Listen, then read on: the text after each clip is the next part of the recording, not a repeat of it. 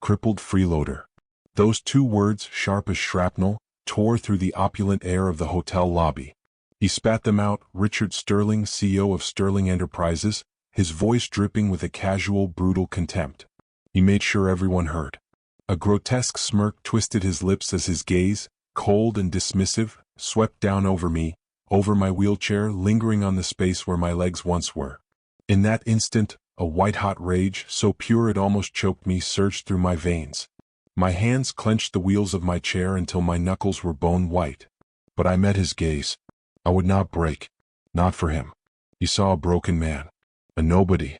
Something to be swept aside. He never imagined, not in his wildest, most arrogant dreams, that the war veteran he just publicly savaged just for sport was on the verge of inheriting a fortune. A fortune that would give me the power to orchestrate his spectacular, very public downfall. He thought he was untouchable. He was about to learn a very expensive lesson in humility. His reign of casual cruelty was about to end. Before that day, my life was defined by a different kind of battle. My name is Mark. I served my country proudly. An IED in Afghanistan had other plans for my legs, but not for my spirit. Coming home meant learning to navigate a world that wasn't always built for me, learning to be a father to the memory of the man I was, and striving to be someone my fallen brothers would still respect. That became my daily fight. Civilian life was its own kind of minefield. Ramps where stairs should be, job interviews that ended the moment they saw the chair, the soft, pitying glances that felt like tiny paper cuts. I lived modestly in a small apartment that was more function than form.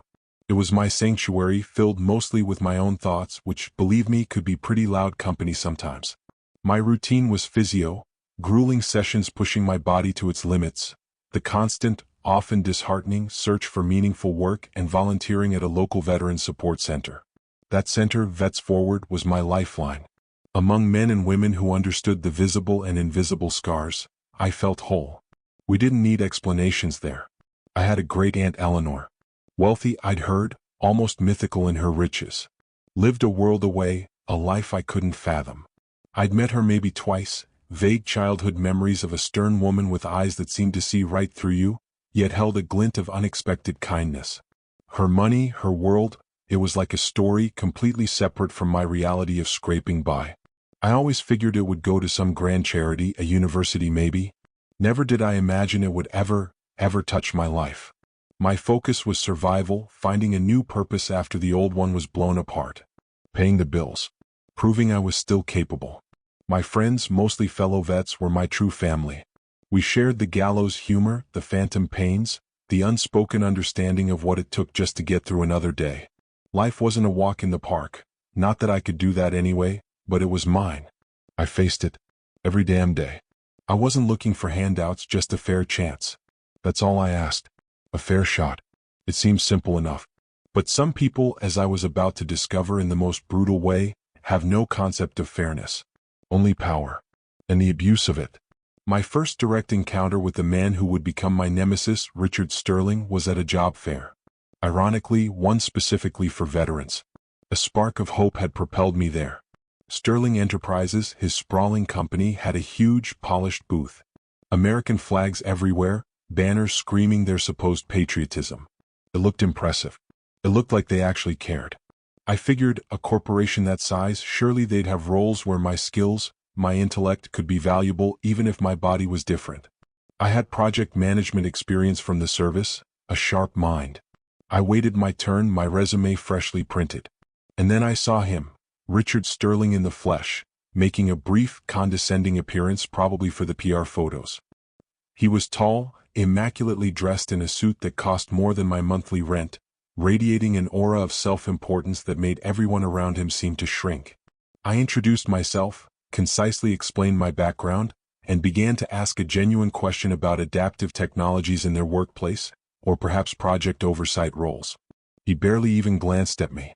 His eyes flicked down to my chair, a micro-expression of distaste, then back up to a point somewhere above my head.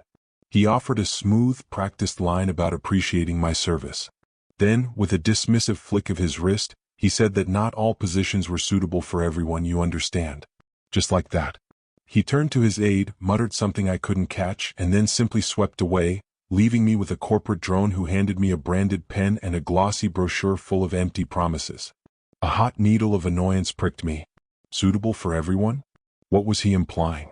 That my mind was as broken as my legs? I tried to let it go. CEOs are busy, I told myself. Maybe he was just having a bad moment. But the way he'd looked at me, it wasn't just disinterest. It was a profound, almost casual condescension. As if I were an inconvenient piece of furniture, not a human being with skills and ambition. I left that job fair with a leaden feeling in my gut. The shiny booth, the flags, it all suddenly felt like a cheap, cynical charade. A deep sense of unease began to coil inside me. Something about Richard Sterling, something in his eyes, felt profoundly wrong. I couldn't shake the premonition that our paths were destined to cross again. And I knew with a certainty that chilled me, it wouldn't be pleasant. A few weeks passed. Life resumed its familiar cadence. The burn of physio, the quiet hours volunteering, the persistent hum of my small apartment. Then came the incident at the coffee shop. A typical Tuesday morning. I just pushed through a brutal physio session and decided a good cup of coffee was in order. The place was buzzing with morning energy, the aroma of roasted beans thick in the air. I found a small table by the window, opened my laptop, ready to dive back into the frustrating hunt for a job that valued my brain over my brawn. And then I heard that voice. Loud. Arrogant. Unmistakable. Richard Sterling. He was holding court at a larger table, surrounded by 3 or 4 sycophants in expensive suits, all of them laughing a little too hard at his pronouncements. I tried to tune them out to focus on my screen. But his voice, sharp and grating, sliced through the cafe's ambient murmur. He was pontificating about the economy, about the so-called laziness of the modern workforce. Then he said it, his voice carrying clearly. He spoke of entitled people looking for handouts, expecting the world to cater to them. My head snapped up. Our eyes met for a split second. A flicker of something, recognition, annoyance, crossed his face. He remembered me. The vet in the wheelchair from the job fair. He turned back to his companions, a cruel smirk spreading across his features, and gestured subtly in my direction. He said, just loud enough for me to hear perfectly, that you see them everywhere. Expecting special treatment. His tablemates snickered, their eyes darting towards me. A wave of heat washed over my face. Shame and anger twisted into a tight, painful knot in my stomach. Every instinct screamed at me to wheel over there, to confront him, to tell him exactly what a callous, ignorant fool he was. But what would be the point? 'Cause a scene? Get myself thrown out? Confirm his twisted narrative? My fists clenched under the table. I took a ragged breath and forced my gaze back to the glowing screen of my laptop. My hands were trembling. The coffee, once a treat, now tasted like ash in my mouth. Later that same week, my friend Dave, another vet, sent me a link. An online news piece. A glowing feature on local philanthropists. And there was Richard Sterling's smirking face, front and center. The article lauded Sterling Enterprises for its unwavering commitment to veterans, highlighting a recent, very public donation to a national veterans charity. Hypocrisy. The word burned in my mind like a brand. This man, who had dismissed me with contempt at a job fair, who had openly mocked me in a public coffee shop, was being celebrated as some kind of champion for veterans. It was utterly, sickeningly repulsive. The feeling of being singled out, of being targeted by this man's casual cruelty, began to intensify. It wasn't just about me anymore. It was about the profound disrespect he showed to every single person who had served, every individual who faced challenges he couldn't even begin to imagine. I started digging. Reading everything I could find about Sterling Enterprises, about Richard Sterling himself. The more I uncovered, the more my initial unease solidified into a cold, hard certainty. This man was a fraud. And this wasn't over. Not by a long shot. A storm was brewing inside me. The charity gala. That was the night the dam finally broke. The event was for Vets Forward, the organization I poured so much of my time and energy into. They did incredible, life-changing work, helping vets transition, providing mental health support, job retraining. Real help, not just lip service. I was there as a volunteer, yes, but also with a quiet hope of networking, of finding genuine support for some of our critically underfunded programs. I wore my best suit, feeling a bit like a fish out of water amidst the glittering chandeliers and designer gowns, but I was determined. Richard Sterling was a major sponsor. His company's logo was plastered everywhere, a constant, galling reminder of his hypocrisy. He was even scheduled to give the keynote address. My stomach churned when I saw him arrive, glad-handing, his voice booming across the room, that ever-present self-satisfied smirk firmly in place. I made a conscious effort to stay on the opposite side of the ballroom. His speech was exactly what I expected. A torrent of hollow platitudes about sacrifice and duty, liberally sprinkled with self-congratulatory references to his company's supposed generosity. Knowing what I knew, it made my skin crawl. Later, during a lull in the proceedings, I saw what I mistakenly thought was an opportunity. One of Vets Forward's most vital programs, a skills retraining workshop that had a proven track record, was desperately short of funds. Sterling had the resources. Maybe, just maybe, if I approached him directly, respectfully, and clearly explained the impact. I took a deep, fortifying breath and wheeled myself towards him. He was holding a champagne flute, surrounded by a small circle of fawning admirers. I began, keeping my voice level and polite. "Mr. Sterling? My name is Mark Brewer. I volunteer extensively with Vets Forward. There is a particular program." He turned. His eyes, slightly bloodshot, flicked over me with that familiar, chilling dismissiveness. He seemed a little flushed, either from the champagne or the sheer pleasure of being the center of attention. He cut me off, his voice slurring slightly but still booming. "What do you want? Another handout?" The small group around him fell silent. Their eyes shifted towards me. My face burned with a sudden, intense heat. "No, sir," I managed, my voice tighter than I intended. "I wanted to discuss a funding opportunity for a vital program that directly helps veterans re-enter the workforce." That's when he delivered the blow. His voice, laced with malice and amplified by the room's acoustics, sliced through the polite murmur of the gala. "Crippled freeloader," he sneered, his gaze dropping pointedly to my wheelchair, then back to my face, his lips curling in disgust. "People like you should be grateful for what you get, not always coming around with your hand out asking for more. You are a drain on society. Why don't you just roll on out of here?" The air crackled with a stunned, horrified silence. Every head in that section of the grand ballroom swiveled towards us. I could feel their stares, a sickening cocktail of pity, embarrassment, and shock, burning into me. My heart hammered against my ribs like a trapped bird. Humiliation, raw and agonizing, washed over me in a suffocating wave. It felt like a physical assault. His vile words hung in the air, heavy and undeniable. The Vets Forward organizers looked aghast, their faces pale. But Sterling was a major donor. They glanced from him to me, their expressions a mixture of horror and helplessness, paralyzed by the potential financial fallout. No one spoke. No one moved to defend me. I stared at Sterling, my vision blurring slightly. The expensive suit, the smug, hateful face, the sheer, unadulterated cruelty of the man. I wanted to scream, to rage, to unleash the torrent of fury building inside me. Instead, a strange, cold calm settled over the inferno. I just looked at him, my silence a stark, damning counterpoint to his disgusting outburst. Then, slowly, with as much dignity as I could muster, I turned my chair and wheeled myself away, out of the ballroom, out into the mercifully cool night air. The shame was a physical weight, pressing down, threatening to crush me. But beneath it, something else was stirring. Not despair, but a cold, hard, diamond-sharp resolve. He had crossed a line he would regret for the rest of his miserable life. That night, alone in my small, silent apartment, the echo of his words, "crippled freeloader, drain on society," replayed endlessly. But I didn't feel broken. I felt forged. Richard Sterling had made a monumental mistake. He thought he was punching down on someone insignificant.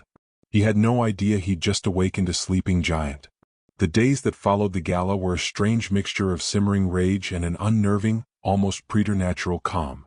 His words, those hateful, ignorant words, were a constant soundtrack in my mind. Yet with each repetition, the raw, bleeding edge of the hurt began to scar over, leaving behind something colder, harder, more focused. I threw myself into my volunteer work at Vets Forward with a renewed, almost desperate fervor, as if each act of service was a direct refutation of his vile assessment, not for him, but for myself. Then, about 10 days after that disastrous evening, on a Tuesday morning, my phone vibrated. An unfamiliar number, a wealthy-looking area code. A crisp, professional voice on the other end asked if this was Mr. Mark Brewer. Speaking, I replied, my mind already dismissing it as another fruitless job lead or a telemarketer. My name is Arthur Pennington, the voice continued. I am an attorney with the firm of Pennington, Finch and Associates. I am calling in regards to the estate of your great-aunt, Ms. Eleanor Vance. Great-aunt Eleanor. The name surfaced from the hazy depths of my childhood memories. I braced myself for news of a small token, a faded photograph perhaps, a sentimental keepsake. Ms. Vance passed away peacefully last Thursday, Mr. Pennington stated, his tone professionally sympathetic. And Mr. Brewer, she has named you as the primary beneficiary of her estate. I gripped the phone so tightly my knuckles ached. Primary beneficiary? I echoed, my voice barely a whisper. I don't understand. I hardly knew her. It seems Miss Vance was a woman of strong convictions and remarkably astute observations, Mr. Brewer. Her will is quite explicit. She apparently admired your service to this country and, from what she had quietly gleaned through distant family correspondence over many years, your resilience and unbending character. A beat of silence, then the rustle of papers on his end. The estate, Mr. Brewer, he said, his voice dropping almost imperceptibly as if to cushion the blow, is rather substantial. We are speaking of a significant portfolio of investments, various real estate holdings, and considerable liquid assets. The initial valuation places it in the range of $87 million. 87 million. The number detonated in my mind, so vast, so utterly unreal, it felt like a fever dream, a cruel joke. I sank onto the edge of my worn sofa, my head reeling. My small, familiar apartment suddenly seemed to belong to a different man, a different life. 87 million? I managed to choke out, my voice hoarse. Indeed, Mr. Pennington confirmed calmly. There will be a great deal of paperwork, of course. Meetings to attend. But essentially, Mr. Brewer, your life is about to undergo a rather dramatic transformation. Dramatic. That was the understatement of the millennium. After I finally ended the call, I sat there in the ringing silence of my apartment for what felt like an eternity. My old life, the constant grind, the gnawing worry about bills, it all began to recede like a distant, fading landscape. My first truly coherent thought, after the initial shockwave subsided, wasn't about mansions or luxury cars. It was about Richard Sterling. His smug, contemptuous face. His cruel, dismissive words. The way he had looked down on me as if I were less than dirt. A slow, predatory smile, so unlike Sterling's usual smirk, spread across my face. This smile was cold, calculating, and alive with a dawning, electrifying sense of power. He thought I was a nobody, a drain on society, a crippled freeloader. He had absolutely no idea.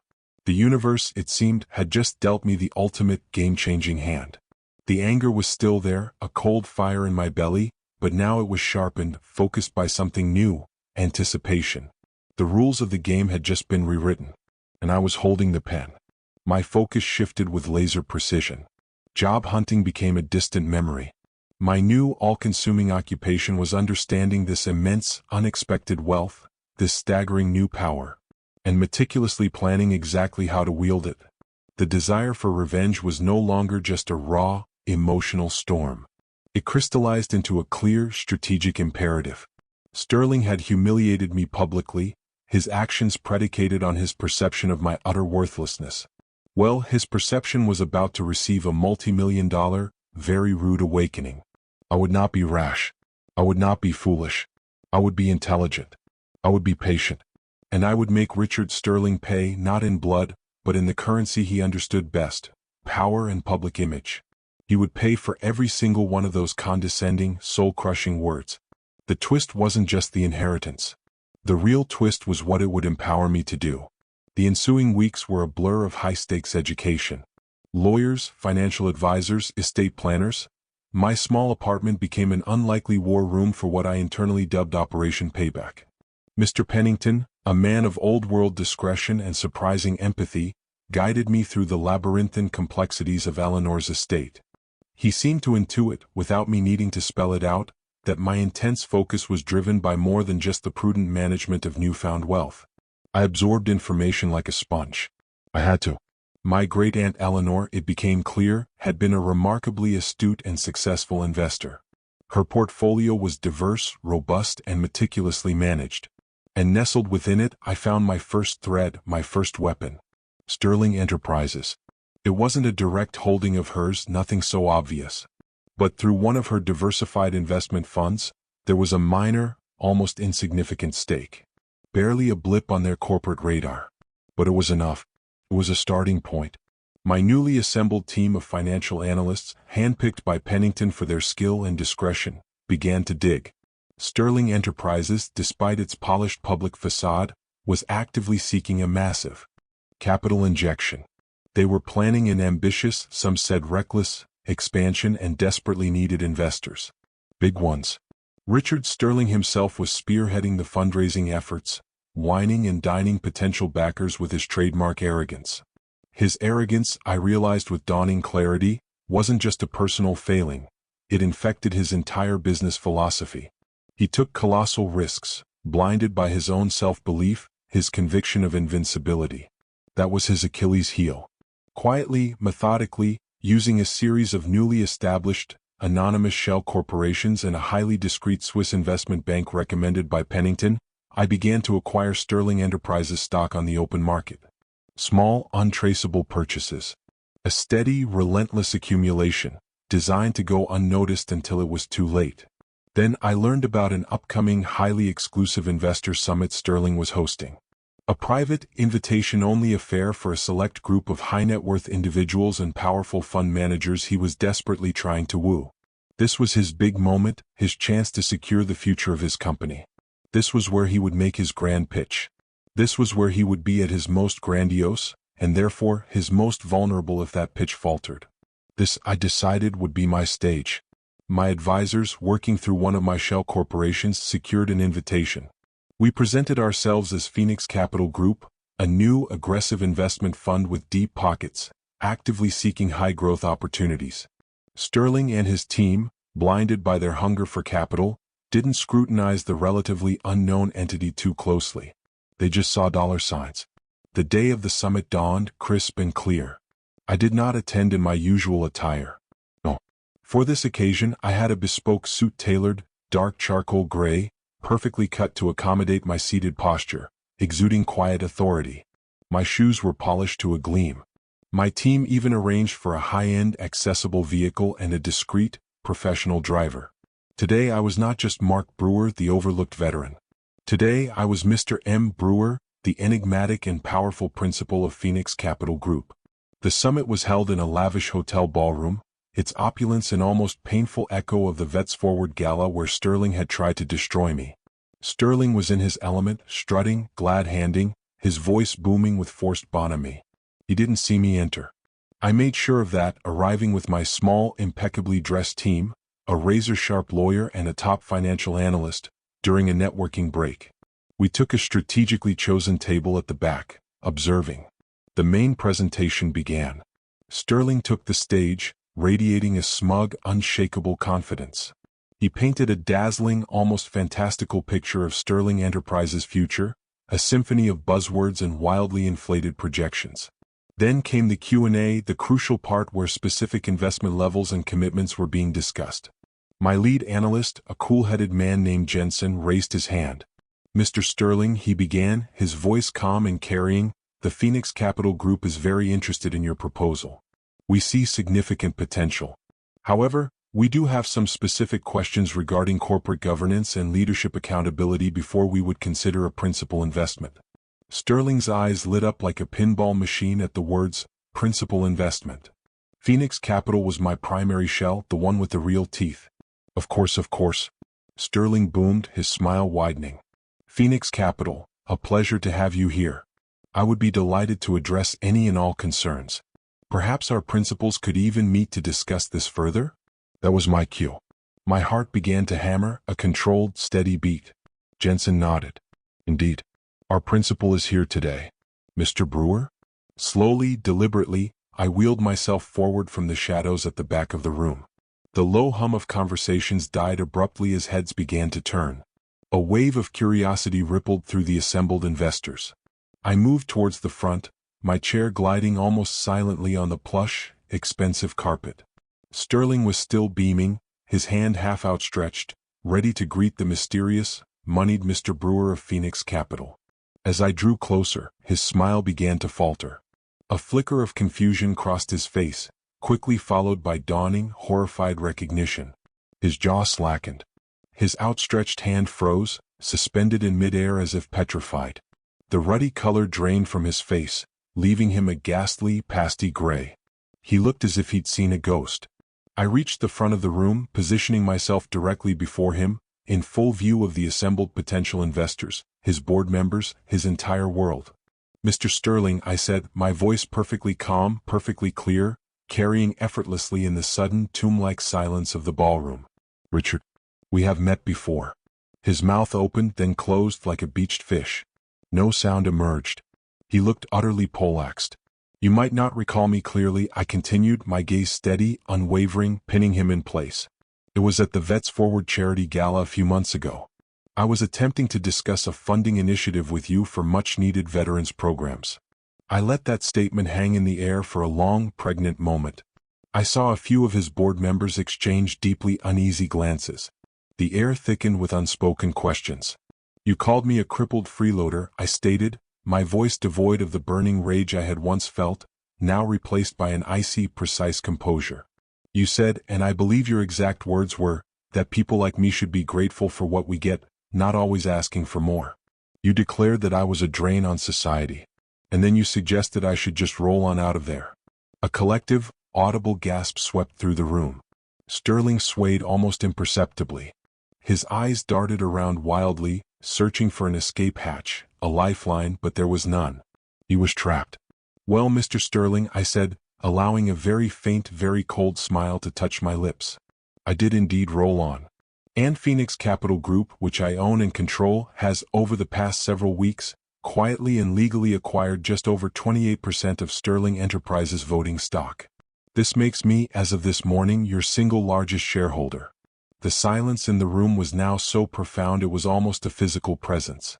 Sterling looked like he'd been struck by lightning. He seemed to shrink before my very eyes. "So, before Phoenix Capital considers investing one more penny into this company," I went on, my voice like chilled steel, "we need to have a serious discussion about the current leadership. Specifically, a chief executive officer who demonstrates such appalling judgment, such blatant disqualifying prejudice, and such a profound fundamental lack of basic human decency. Such a man, Mr. Sterling, is not merely a moral liability to this company. He is a clear and present financial one." I paused, my gaze sweeping slowly across the stunned, pale faces of his board members. "My first official act as a major shareholder will be to call an extraordinary general meeting of all shareholders. The primary item on the agenda will be a vote of no confidence in your leadership, Richard." Sterling finally found his voice, though it was a strangled, desperate croak. This is an outrage. You can't, this is—" "Oh, but I can," I said softly, yet with absolute finality. "And I will. Unless, of course, you would prefer to tender your resignation. Immediately. Quietly. Perhaps citing, shall we say, pressing personal reasons?" The raw, naked humiliation etched on his face was a masterpiece of karmic retribution.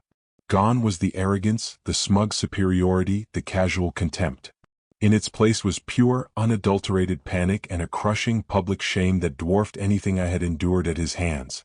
He knew in that moment that he was utterly, irrevocably finished. The board members were already looking at him with expressions of dawning horror and cold, pragmatic calculation. His empire, built on a foundation of bluster and bullying, was crumbling around him, brought crashing down by the very crippled freeloader he had so casually, so cruelly dismissed. The payoff wasn't just seeing him fall from grace. It was knowing he fell because of the poison in his own character, and because of the strength that my own challenges had forged within me. The scales of justice, so long unbalanced, had finally, decisively tipped. And justice, I discovered, when served ice-cold, is incredibly, deeply satisfying. The fallout was as swift as it was devastating for Richard Sterling. Faced with the irrefutable shift in power, the damning public exposure, and the icy, unforgiving stares of his own board, he tendered his resignation before the close of business that very day. The official company statement, carefully vetted by my legal team, cited pressing personal matters and a sudden desire to pursue other, unspecified interests.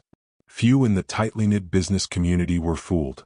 Whispers of the dramatic confrontation at the investor summit spread like wildfire. The story of the arrogant CEO, brought to his knees by the very veteran he had so cruelly humiliated, became an instant legend, a cautionary tale whispered in boardrooms and exclusive clubs across the city. His once stellar reputation was left in smoldering ruins.